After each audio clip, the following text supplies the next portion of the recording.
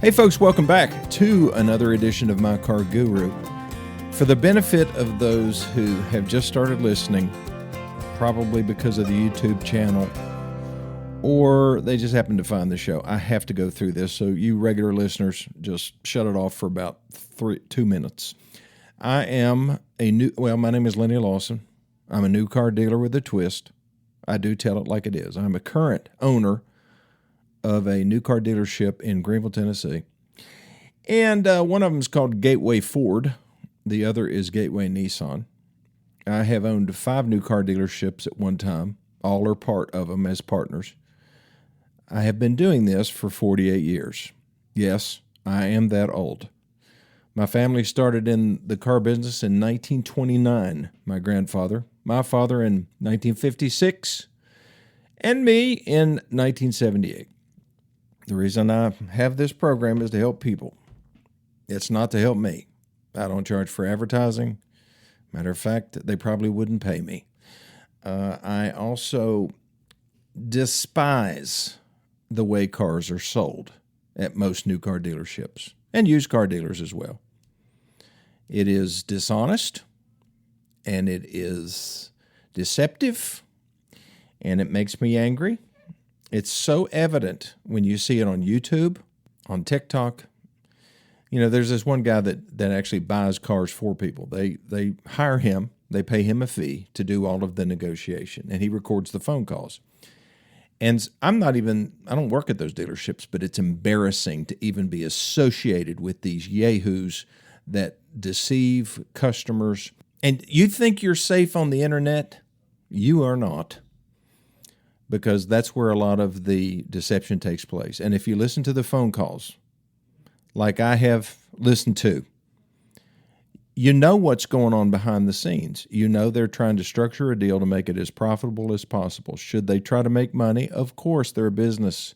They're trying to make money. But what they try to do, for example, finding out that somebody wants to pay cash, then saying, oh, well, since you're not financing, you have to pay more. Illegal to do that. But many dealerships do that. And then you go into the dealership and there's a bunch of fees that are added to the sale price that they didn't disclose to you up front. Using the My Car Guru guidebook, which I produced and is free, you can learn some of these things and be prepared when you go into the dealership. So we have the My Car Guru guidebook. It's available by PDF. I'll email it to you. Send me your email address to 423-552-2020.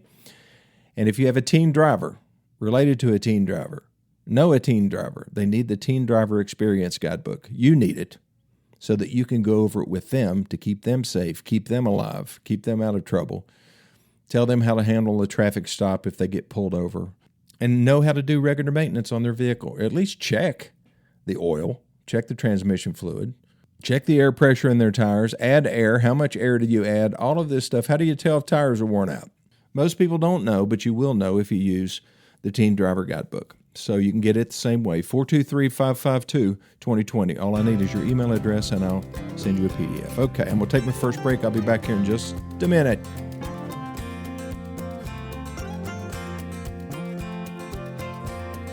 Okay, so today we're putting the brakes on things. Literally, we're talking about brakes. Yesterday we talked about the most important safety features that are available on vehicles. Most of those are because of the new technologies that are available. Camera systems, radar, these computers that can respond much quicker than you can to keep you going straight down the road. All of this stuff is on the car. The most important safety feature in the car is you and your attentiveness. If you are not aware of the things going on around you, then you are not a safe driver. If you don't know how to properly adjust your mirrors, and you don't use your mirrors, and you don't use your turn signals, and you tailgate, and you drive too fast, it's on you. But the second most important safety feature on your car are your brakes. So what actually happens when you step on your brake? Well, most modern vehicles use something called hydraulic brakes. That may change in the future too, when they become electronically controlled. But when you push the brake pedal on a modern vehicle, it's kind of like, the leg bone connected to the knee bone, you know how that goes. Well, this is what happens with the braking system. Pardon my singing there, but your foot engages a brake booster, which engages a master cylinder, which pushes brake fluid to a caliper, which squeezes the brake pads onto the rotor, and then the vehicle slows down. The brake booster multiplies the force from your foot. The master cylinder converts that force into hydraulic pressure, and brake fluid carries that pressure through the brake lines to each wheel. And then at the wheel, there's something called a brake caliper, which squeezes the brake pads against the metal disc that's called the rotor. And that friction converts the vehicle's motion into heat. And that's what brakes do. They turn motion into heat. And a tremendous amount of heat can be produced during a hard brake stop. And it stops your car. Also, there are two different types of brakes on your vehicle. The disc brakes and drum brakes work in conjunction to stop your car. Now, some cars have four-wheel disc brakes, and others have disc brakes in the front and drum brakes in the rear. What's the difference? Well, disc brakes have pads that squeeze against a rotor. And then with drum brakes, something they call shoes, not pads, push outwardly against the inside of a brake drum. Now, disc brakes generally handle the heat better. They're more efficient. They stop better. So that's one of the reasons they've become so common. And typically, the front brakes are going to be the brakes that wear out first. Simple reason, they handle 70 to 75% of the braking load. Now, another part of the braking system are the anti-lock brakes, ABS. And years ago, during a panic stop, drivers were often taught to pump the brakes. ABS changed all that because it does that for you. Wheel speed sensors are mounted on every wheel, and they detect when a wheel is about to lock. If the ABS system senses that, then it rapidly reduces and reapplies the brake pressure to help to keep the tires from skidding. Because, as I said in yesterday's program, if the tires lose traction, then the vehicle is unresponsive to steering inputs, and you can't avoid an accident. That's what anti-lock brakes allow you to do. But it doesn't matter how good your anti-lock brakes are, or your brake pads, or any of that other stuff, if your tires are worn out, or if you lose traction due to rain, standing water, snow and ice. But if your tires are worn, if you don't have adequate tire pressure, if you're on gravel or sand or oil is on the road, like especially after a rain when it hasn't rained in a long time, you lose traction, then your brakes aren't going to do you a lot of good. So what kind of things make brakes less effective? Well, heat. So repeated hard braking can generate enough heat to cause something they call brake fade. You may never have experienced this, but it's kind of scary. You're in the Smoky Mountains going down a big hill, and you've been going down that hill for a long time and doing a lot of braking. All of a sudden, you notice that you're having to push the brake pedal a little bit harder. And that's because of heat being built up in the rotors, and it's not dissipating. Now, that's one of the reasons you'll see, like on my Porsche, the front rotors have holes drilled through it. They call them cross-drilled rotors, and that helps dissipate. It provides more surface area for the rotors to cool down under heavy braking. Why do they do that on a Porsche? Because a lot of them are driven on racetracks. And you'll see all kinds of little things that manufacturers do to keep their brakes cool, especially if they're sports cars. This is also important when you're pulling a trailer with a truck. Sometimes you'll see massive rotors on full-size trucks. They'll be very thick. Some of them are cross-drilled, and they have these big calipers on them in order to be able to handle the extra braking pressure required to stop such a big load. So heat is the main culprit. Worn brake pads is another. Worn or damaged rotors, they can become scored. They can be uneven. If they're warped, they can actually pulsate. You'll feel it in your brake pedal. Your pedal will go up and down, even under light braking, and that's because they are warped and you need to have your rotors turned. You could have old or contaminated brake fluid. Now, I normally don't recommend flushes. I believe in coolant flushes and brake fluid flushes. Brake fluid can become contaminated because it absorbs moisture for some reason. So braking creates heat. Moisture in the system can cause the the fluid to actually reach a boiling point when it has a lot of moisture in it. So you got to get that out of there. So replacing your brake pads, there's no real formula to it. They have to be inspected. Every time you get your oil changed, you go to not the fast lube place, but to the dealership, get them to do a multi-point inspection, and they'll be able to measure the thickness of your pads. And, they may last 30,000 miles or 70,000 miles. I mean, a lot of it depends on if you're a left foot braker. Some people drive or push the gas with their right foot and push the brake with their left foot. Shame on you. You learned better in driver's ed. You're not supposed to do that. Because lots of time you just leave your foot and you don't even realize it, but it's resting on the brake pad, engaging your brakes the whole time you're going down the road. You ever gotten behind somebody and you see their brake lights on all the time or most of the time? They're a left-footed braker. Okay, let's see what else. Someone driving mostly on interstate miles, they may get longer brake life than somebody that's constantly stopping in city traffic. They do a lot of towing, mountain driving, aggressive driving. They're going to wear out their brakes. So it's just really important to have them inspected. Now, there are some signs that you shouldn't ignore. One of them is just a irritating, very high-pitched squealing noise coming from the front. And that's probably the wear sensors that are made onto the brake pads. And when the pad wears out, those metal sensors kind of eventually just touch the rotor just a little bit, even when you're not braking. And that causes that squealing noise. You'll get sick of it. And if you get really sick of it, it's possible that your brake pads have worn all the way down into the rivets that hold these pad material to the backing plate. When those rivets hit your rotor, that's metal on metal. And if you don't catch that really, really soon, then you're going to have to replace your rotors as well. That makes a brake job really expensive. If you hear a grinding noise when you put your pads on, that's probably because the rivets are into the rotors. If you have a lot of steering wheel vibration when braking, this can indicate that a rotor or something on the braking or suspension that needs inspecting. A vehicle pulls to the one direction or another. You could have a problem on one side or the other. You could have a leaky master cylinder or a leaky brake line that's actually leaking brake fluid onto the brake pads, and that can cause them to grab. Or if you see a brake warning light, don't ignore that. Or if the braking pedal suddenly goes unusually low, you're noticing that it's getting closer and closer to the floor before the car starts to, or before the brakes start to grab. So that means that your pads are worn pretty badly. Okay, let's talk about how long it takes to stop. So I thought this was really interesting. At 60 miles an hour, you're traveling about 88 feet every second. So when I was on the interstate the other day, the average speed had to be 85 miles an hour.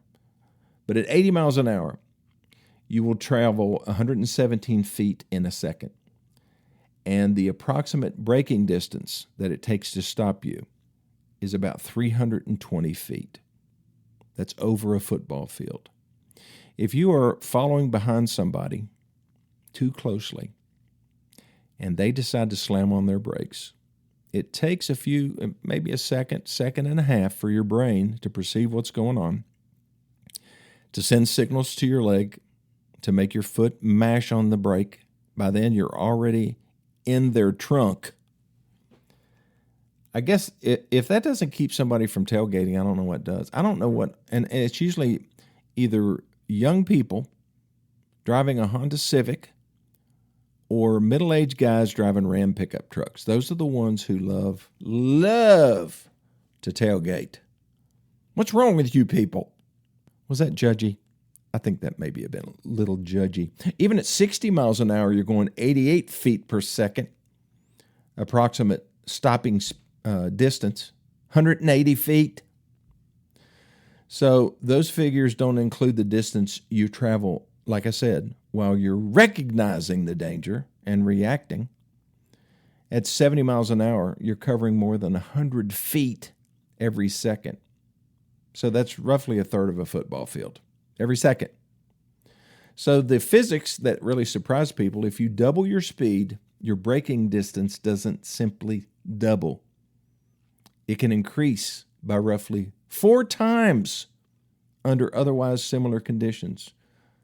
And here's why. Because the energy the brakes have to get rid of increases with the square of speed. That's math. So going from 30 to 60 doesn't merely give your brakes twice the job. It gives them approximately 4 times the kinetic energy required to dissipate that energy. This is fascinating and also hard to understand. So what about 80 miles an hour? Well, that's, like I say, that's how fast most of the interstate traffic is going. 117 feet every second, 176 feet before you have enough time to react. 176 feet between whoops and the brake pedal going down. Don't tailgate. Here's how you make sure you're far enough from the car in front of you. It's called the 3-second rule. Pick a fixed object ahead, a sign, a bridge, a tree, a mile marker, and when the vehicle in front of you passes it, start counting. 1001, 1002, 1003. You shouldn't reach that object before you finish.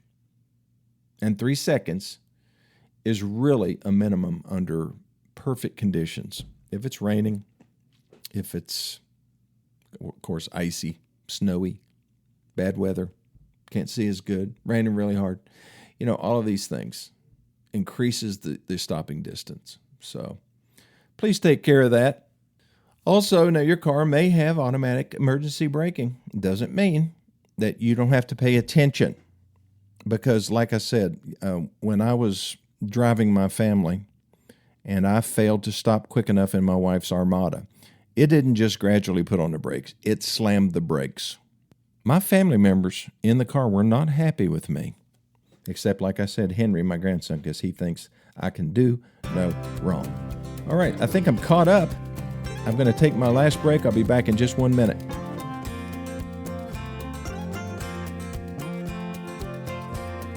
All right, so you take your vehicle into the shop and you're getting an oil change, or you're just getting an inspection, or you've got some issue that they're trying to fix. Just ask them, check my brake pads. They won't charge you. They can look in there real easily. If you go to a new car dealership, more than likely, it's part of their procedure. They'll do a multi-point inspection. And yeah, I guess some dealers are just trying to sell you something, but most aren't. They're trying to protect themselves. Just think about it. You go down the road after you've had your vehicle in the shop. You had something done to your air conditioning. You're driving down the road and all of a sudden your brakes fail. And it's because your pads are worn out. Are you going to go after your wife or husband or child or the guy that you hit? No, you're going to go after the dealer who just inspected your vehicle. They just had your vehicle in the shop. Shouldn't they check some of the safety items on your vehicle? Absolutely. And that's what happens when you get a multi-point inspection. Insist on that. It takes them maybe 5 to 8 minutes to do that, and just to make sure your car is good to go. So always insist on a multi-point inspection. And that would include how much brake pad is left, what condition are the rotors in, is there any sign of any leaks, any brake fluid leaks, or any other leaks. What condition is the brake fluid in? Do I have adequate coolant protection? Are my belts okay? Do I have windshield washer solvent? Are my brake lights working? There's all kinds of things on that checklist. And you're not going to think about all those things, but that's what we're paid to do. We have what is called a fiduciary responsibility when your vehicle is in the shop to inspect it. And when we present you that inspection form and you've got certain things in the green, most everything's in the green, you got a few things in the yellow, that means just to watch it, not time to replace it or do anything, but probably by the next time. And then if it's in the red, they're going to give you a price on taking care of it. Then it's on you. And we have you sign at the bottom of that form that you either accept or decline the services. Why do we do that? To protect us from you in case you decide to, blame us for not taking care of your car. I know, but that's what we have to do in this world. And really, that's what you should want us to do. Okay, so these are fundamentals. These are things that I like to talk about because in most people's minds, they aren't fundamental because they don't ever think about it. They think about it when it's time to get their oil changed, if they remember that. Hopefully you're putting reminders in your vehicle. You should check your air pressure in your tires once a month. You should check your oil once a month. Just make sure the vehicle's cold, sitting in your driveway on a level, or in your garage. Make sure the ground's level. Open the hood. Pull the dipstick out. Wipe it off. Stick it back in. Pull it back out again. And look at it. And if it's in the safe zone, it's between full and add mark, you're good. Don't have to add any. You don't want to add too much. You can damage your engine if you have too much oil in it. And, you should have some windshield washer solvent at your house. You should have a small air compressor so you can check the air in your tires. It's not that hard. You can do all of those checks in about 5 minutes. And you need to know how to do it. If you don't know how to do it, then you can come with your teenager to the teen driver experience at Gateway Ford. We'll be doing another one in, September. We'll be doing another one. And I don't care where you live. If you live in the Tri-Cities, if you live anywhere in East Tennessee, it's not too far for you to drive to Greenville, Tennessee. We start at 6, end at 8. And your teenager will know more about the car than they ever did before. And when they leave, they'll say, wow. Well, it depends on their personality. But in their head, at least, they'll say, wow. Because it's just new knowledge that's valuable to them. I make it sound valuable. You think I'm capable of that? I am. Because deep down, they all love cars. They love what cars represent. And they understand when you show them that there are some simple systems that they need to monitor and make sure that they're right if they want their car to last. And I make sure they understand the consequences of not doing that. And so if you're a parent, you can sit and you can watch and do the same thing if you want to come. If you're some old geezer like me and you just want to come and participate, just watch for it. I won't run you off. Well, thanks for listening to this edition of My Car Guru. If you have any questions, again, cell phone number 423-552-2020. You can text me and I'll get back with you. Well, thanks for listening and I'll see you next time.